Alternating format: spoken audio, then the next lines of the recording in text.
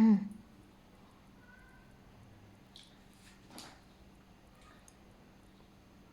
Hmm,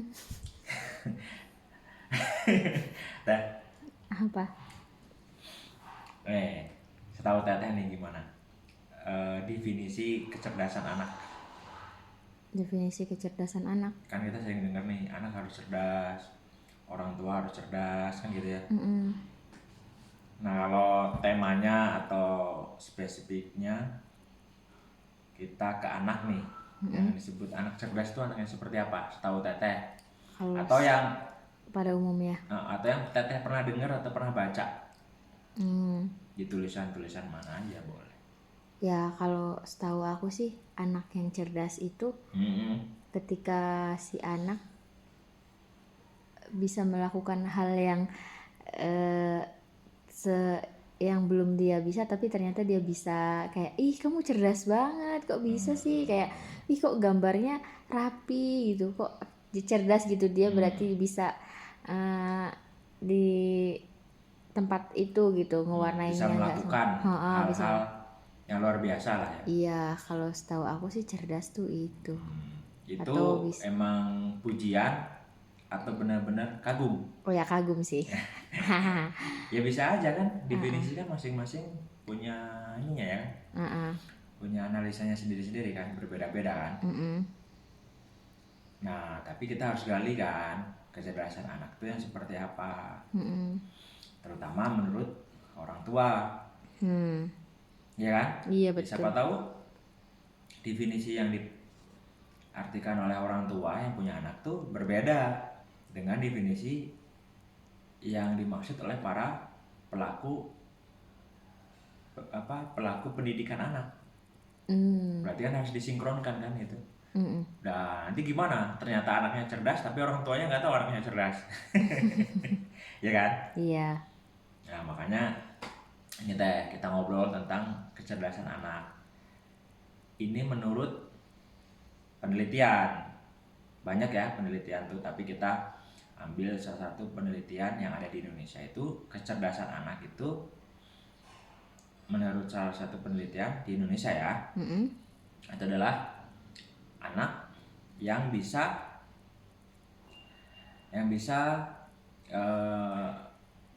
atau yang memiliki kemampuan rasional yang tinggi. Rasional yang tinggi satu. Yang keduanya emosional, Punya emosi. ya, mengendalikan emosi. Oh. Kecerdasan emosional. Yang ketiganya motorik. Jadi kecerdasan anak itu harus bisa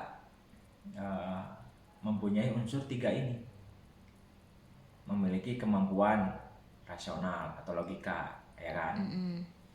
Logika di sini tentunya logika berdasarkan kemampuan anak kan? Iya betul. Ya kan? Karena kan untuk kecerdasan anak biasanya nih yang disebut kemampuan rasional ini yang menurut teteh seperti apa? Kemampuan rasional Atau logika anak? atau logika anak kayak mungkin kalau misalkan setiap kali diajak ngobrol nyambung. Oh bisa. Iya kan. Terus dia apa ya, nggak lemot itu gimana ya? Nggak, kadang kan ada anak maksudnya yang fokus gitu ya? Iya fokus gitu kan. Jadi kan ada tuh anak yang kadang ketika kita sudah ngasih penjelasan, terus ada yang lemot-lemotnya tuh bukan ngerti atau nggak ngerti Atau bingung mungkin? Iya mungkin itu kali ya. Itu bukan ya? Ya nggak apa-apa kan, kita kan sharing aja nih. Ya kalau menurut standar kan yang disebut kemampuan rasional itu atau logika itu cara berpikir matematis. Ya. Nah, contohnya kemampuan berhitung, ya kan? Iya. Itu maksudnya ke logika.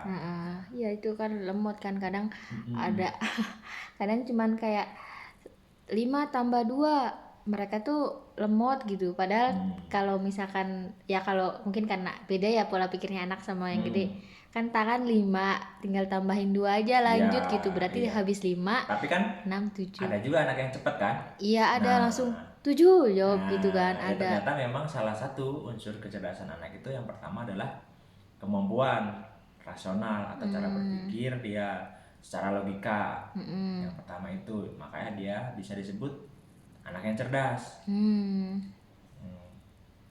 Kemampuan rasional atau logika anak, Iya. atau sering kali disebut otak luar atau otak kulitnya. Nah, tapi kemampuan rasional juga tidak cukup. Anak itu disebut anak cerdas. Iya betul, memang. Jadi kan tadi ya, kategori rasional itu pandai berhitung secara Iya. matematika ya. Nah, ada poin kedua, unsur yang melengkapi dari nilai kecerdasan anak, yaitu kemampuan dalam mengendalikan emosional. Nah, menurut Teteh nih yang disebut kemampuan mengendalikan emosional itu seperti apa? Emosional, jadi kayak mengendalikan emosional ya. Oh ya, misalkan kalau misalkan nih kalau ya pengalaman aku, siapa yang mau maju ini, terus kan rebutan tuh, Ya. kayak ih aku dulu, enggak, rebutan gitu kan, padahal ada yang ngalah, yaudah nggak apa-apa kamu aja, nanti baru aku duluan, kayak gitu. Mungkin salah satunya kali yang bisa mengendalikan emosi itu, bukan ya? Bisa. Bisa. Tapi secara umum yang disebut mampu mengendalikan emosional itu dia mengenal dirinya. Mengenal dirinya, tahu dia sedang marah atau dia sedang Sedih. tidak marah. Oke. Itu makanya sering disebut kemampuan spiritual. Berarti kayak misalkan lagi berantem sama temennya, terus kan aku tanya, kan pada diem-dieman tuh, kamu kenapa? Kamu lagi marahan sama ini? Enggak, gitu. Gitu, enggak, gitu. Hah?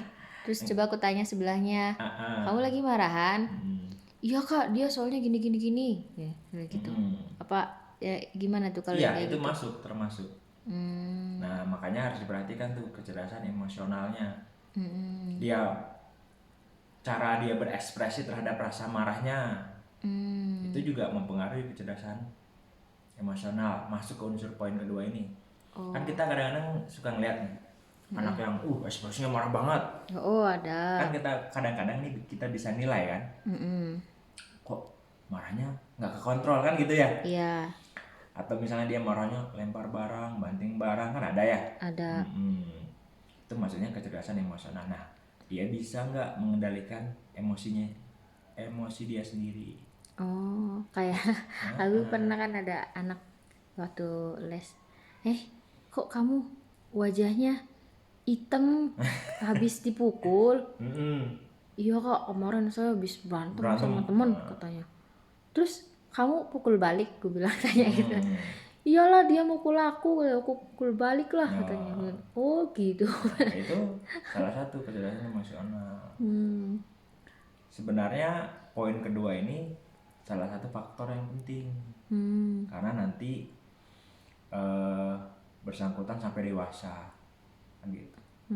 Bahkan beberapa penelitian kan, orang-orang yang sukses itu adalah yang memiliki kecerdasan emosional yang tinggi. Ya kan? Iya. Pertimbangan, mengenal dirinya, mengendalikan emosi, kan gitu ya. Kemampuan beradaptasi dan sebagainya, itu salah satunya ini. Nah, kecerdasan anak, unsur ketiganya itu adalah motorik, kemampuan motorik. Kemampuan motorik ini setahu Teteh apa nih yang disebut kemampuan motorik? Kemampuan motorik itu apa ya? Kan motorik ini ada dua nih, motorik halus sama motorik kasar kan. Kemampuan motorik apa ya kalau di motor ya gitu? Ini biasanya bersangkutan dengan fisik, kemampuan fisik, gerak. Ini maksudnya motorik. Kayak misalkan nggak seimbang apanya gitu. Misalnya kemampuan dia berlari, berjalan, gerak tubuh, loncat, ya olahraga lah disebutnya ya. Kalau itu sih berarti pengendalian fungsi organ tubuh ya. Betul, nah kayak itu. meraba. Dia menulis, Oh ya, iya iya melukis iya, itu benar-benar. motorik Heeh, halus dan heeh, heeh. motorik kasar nanti. Ada kayak pernah ngeliat tuh kan, Heeh. kalau misalkan setiap kali kita tuh belajar ngebaca, ngedikte lah kan, nulis, Mm-mm. ada anak yang bukan ngedikte sih tapi lebih nulis di papan tulis, terus Mm-mm. ada anak yang nulisnya tuh pas aku beres nulis di papan tulis dia juga Mm-mm. beres, terus Mm-mm. ada anak tuh yang dia baru masih di awal nulisnya tuh lama udah mah, Mm-mm. tulisannya nggak bagus gitu Mm-mm. kan, tapi Mm-mm. lama banget. Berarti dia ada gangguan motorik juga dong atau ke gimana tuh? Ada yang namanya disebut gangguan, ada yang disebut hambatan, beda. Mm-mm. Oh. Kalau hambatan kan berarti dia tidak ada masalah, cuma terhambat. Kalau Mm-mm. gangguan, nah berarti ada sesuatu kan di dalam motoriknya itu. Hmm. Nah, itu tah yang disebut anak yang cerdas itu adalah anak yang mempunyai 3 unsur, yaitu Mm-mm. kecerdasan rasional, kemampuan dia berpikir secara logika. Mm-mm. Yang keduanya, kemampuan dia mengendalikan emosi. Dan yang terakhir, kemampuan dia dalam motorik, baik motorik halus, motorik kasar. Ya kan motorik halus kan seperti makan pakai sendok, itu motorik halus. Iya. Kalau motorik kasar kemampuan dia berlari, memanjat, itu motorik kasar. Oh iya ya. Mm-mm. Kayak kalau misalkan kan dia tuh biasa di rumahnya tuh kan suka disuapin sama mamahnya. Hmm. Terus di waktu pas anak-anak teh ada dia tuh nggak mau makan. Padahal yang lain udah pada makan kan. Terus dia aja pokoknya nggak mau makan gitu. Terus kemudian karena yang lain tuh udah mau beres dia nggak makan kan, maksudnya sayang gitu loh, masa dia nggak makan, ya udah disuapin, pas disuapin baru mau dia tuh kayak gitu. Terus ada anak yang tetangganya bilang gini, temannya dia, ya kak dia mah emang suka disuapin sama mamahnya katanya, jadi setiap kali makan tuh pasti pengennya disuapin katanya gitu kan. Terus udah disuapin dah tinggal dikit tuh, nih habisin ya, nyuap sendiri gitu, maksudnya kan udah sebagiannya dibantuin suruh suap. Terus dia mau walaupun agak lama gitu kan. Iya. Kayak gitu, ada ya gitu ya. Iya, macam-macam kan. Nah, berarti kalau kita pengen punya anak yang cerdas, kan siapa sih yang nggak punya pengen anak apa? Siapa sih yang nggak punya keinginan anaknya cerdas? Kan Iya. semua kan pingin kan? Betul. Ya termasuk kita. Nah, berarti kita harus melihat 3 unsur tadi. Hmm. Dan 3 unsur itu bisa diprogram dari usia dini dan selanjutnya. Gitu teh. Iya. Tinggal bagaimana sih cara meningkatkan kecerdasan rasional anak atau logika anak. Itu ada teknik latihannya. Oh. Teknik merangsangnya ada itu. Nah, terus bagaimana cara mengendalikan emosi anak itu dari usia dini bisa dilatih. Sebagaimana melatih kemampuan motorik anak baik halus atau kasar itu bisa dirangsang sejak usia dini. Jadi kalau kita pengen anak yang cerdas, orang tua harus punya pengetahuan tentang ini, triksnya, tipsnya bagaimana kan gitu. Iya, harus dari orang tuanya dulu. Harus dari orang tuanya kan. dulu, karena 24 jam anak itu bersama orang tua.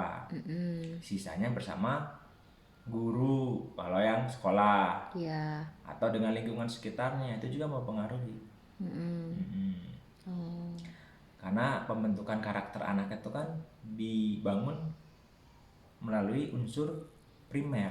Nah, unsur primer ini adalah keluarga, orang terdekat. Iya. Nah, ayah dan ibu kan gitu ya.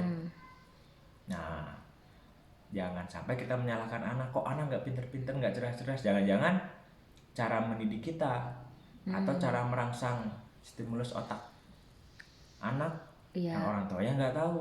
Oh, tapi kan kebanyakan tuh kalau dilihat dari kasarnya sih, orang tua tuh kayaknya 100% kalau belajar tuh sama guru Ya, gitu kan. menyerahkan semuanya kepada guru kan. Pada guru. Jadi padahal itu kan memang 24 jam sama orang tuanya. Iya, basic awalnya kan Basic dari awalnya tua. sama orang tuanya.